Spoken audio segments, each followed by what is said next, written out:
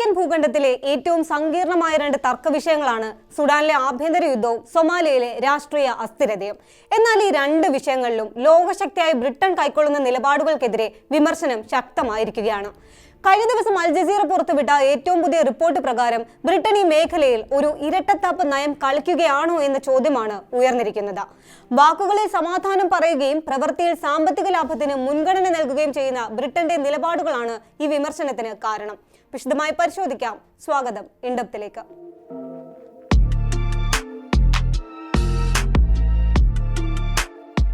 ആദ്യം നമുക്ക് സുഡാനിലെ വിഷയം പരിശോധിക്കാം. സുഡാനിലെ സൈന്യവും പാരാമിലിറ്ററി വിഭാഗമായ RSFും തമ്മിലുള്ള യുദ്ധം ഇതിനോടകം തന്നെ 10,000-കണക്കിന് മനുഷ്യരുടെ ജീവൻ എടുത്തിരിക്കുന്നതായാണ് റിപ്പോർട്ടുകൾ. അന്താരാഷ്ട്ര വേദികളിൽ ബ്രിട്ടൻ പറയുന്നത് ഈ അക്രമങ്ങൾ ഉടൻ അവസാനിപ്പിക്കണമെന്നാണ്. എന്നാൽ അണിയറയിൽ നടക്കുന്നത് മറ്റൊന്നുമാണ്. റിപ്പോർട്ടുകൾ പ്രകാരം സുഡാനിലെ അക്രമങ്ങൾ തടയാൻ ആവശ്യമായ ശക്തമായ നയതന്ത്ര നീക്കങ്ങളിൽ നിന്ന് ബ്രിട്ടൻ ബോധപൂർവം പിന്നോട്ട് പോയി എന്നാണ്. ഇനി നമുക്ക് കിഴക്കൻ ആഫ്രിക്കയിലെ സൊമാലിയയും സൊമാലിലാൻഡുമായി ബന്ധപ്പെട്ട പ്രശ്നം പരിശോധിക്കുകയാണെങ്കിൽ ഇവിടെ ബ്രിട്ടന്റെ ഇടപെടൽ കുറച്ചുകൂടി സങ്കീർണമാണ്. സൊമാലിയ എന്ന രാജ്യം വിഭജിക്കപ്പെടരുത് എന്നും അതിന്റെ ഐക്യം നിലനിൽക്കണമെന്നുമാണ് ബ്രിട്ടന്റെ ഔദ്യോഗിക നിലപാട്. എന്നാൽ സൊമാലിയയിൽ നിന്ന് വേർപെട്ടു നിൽക്കുന്ന, ലോകരാഷ്ട്രങ്ങൾ അംഗീകരിച്ചിട്ടില്ലാത്ത സൊമാലിലാൻഡ് എന്ന പ്രദേശത്തെ ബെർബറ തുറമുഖത്തിൽ ബ്രിട്ടന് വലിയ നിക്ഷേപവുമുണ്ട്.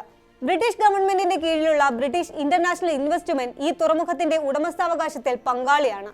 ഒരു വശത്ത് സൊമാലിയയുടെ അഖണ്ഡതയെക്കുറിച്ച് സംസാരിക്കുകയും മറുവശത്ത് അവർ അംഗീകരിക്കാത്ത ഒരു വിഘടനവാദി ഗവൺമെന്റുമായി ചേർന്ന് ബിസിനസ് നടത്തുകയും ചെയ്യുന്നതിലെ വൈരുദ്ധ്യമാണ് ഇവിടെ ചോദ്യം ചെയ്യപ്പെടുന്നത്.